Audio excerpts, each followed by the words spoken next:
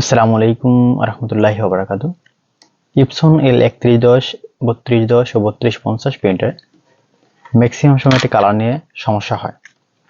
তো যারা এখনো পূর্বের ভিডিওটি দেখেননি যে পাম্পের মূলত কাজ কি, পাম্প কিভাবে কাজ করে, হ্যাঁ, তো এই বিষয়টি জানেন না, তারা অবশ্যই আগের ভিডিওটি দেখে আসুন।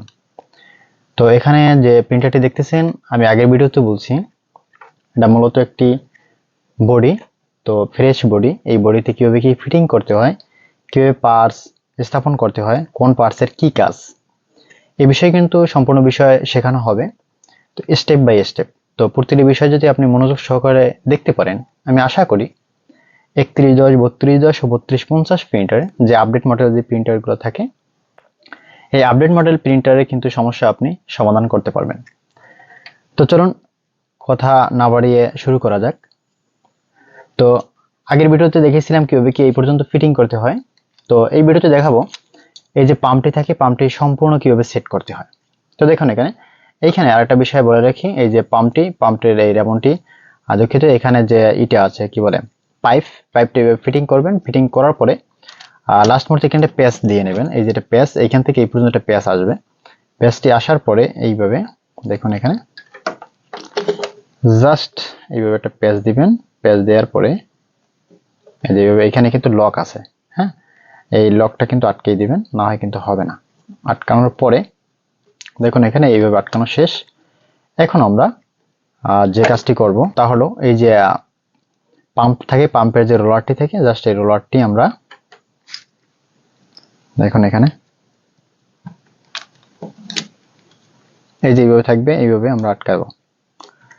জাস্ট এইভাবে চাপ দিয়ে আটকে দেব। দেখুন এখানে আমার এখানে পানি থাকলে আমি পানি দিয়ে দেখাইতে পারতাম যে আসলে কিভাবে কাজ করে পাম্প। তো যেহেতু পানি নেই তাই আমি দেখাইতে পারতেছি না। তো জাস্ট এটা কিন্তু ঘুরে তারপরে কিন্তু এখান থেকে বের হয়, হ্যাঁ। তো এইভাবে আপনারা কাজটা করবেন। এখানে লাগানোর পরে জাস্ট আমরা এইখানে এইভাবে আটকে দেব।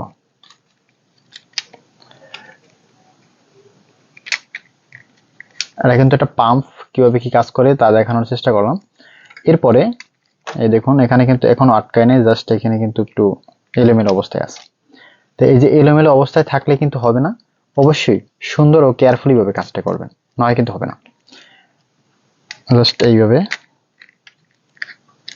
আমার কিন্তু আটকানো শেষ। এখানে দুটি স্ক্রু থাকে, জাস্ট এইভাবে স্ক্রু দিয়ে আটকে দিবেন।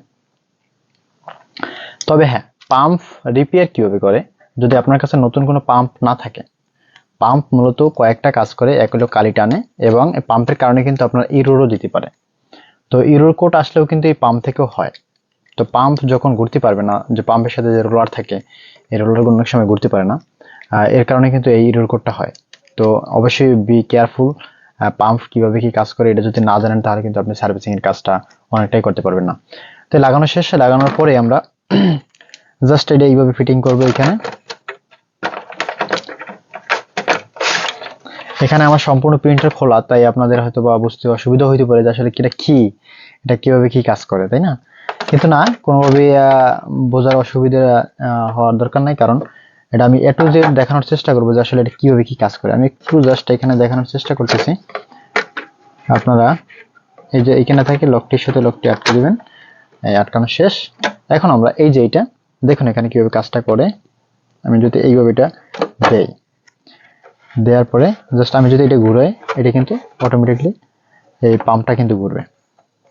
দেখুন, দুঃখিত, হ্যাঁ দেখুন পাম্পটি কিন্তু ঘুরতেছে। ভিতরে কিন্তু এই যে রডটি আছে, রডটি কিন্তু ঘুরতেছে। তো যাই হোক, এখানে এই যে রোলারটি ঘুরে, কিন্তু এরপরে এই যে বাকি যে অংশ থাকে, এখানে যে রোলার থাকে বা পেনিয়াম থাকে, এরকম যে পেনিয়াম থাকে, যে এটার সাথে কিভাবে অ্যাডজাস্ট করতে হয়, কিভাবে কি কানেক্ট করে, এটা পরবর্তী ভিডিওতে দেখানোর চেষ্টা করব যে আসলে পাম্পের ফুল স্টেপটা আসলে কিভাবে কি কাজ করে। তো এ পর্যন্ত ভালো থাকুন, সুস্থ থাকুন। পরবর্তী ভিডিও দেখার আমন্ত্রণ জানিয়ে এখানেই বিদায় নিচ্ছি। আল্লাহ হাফেজ।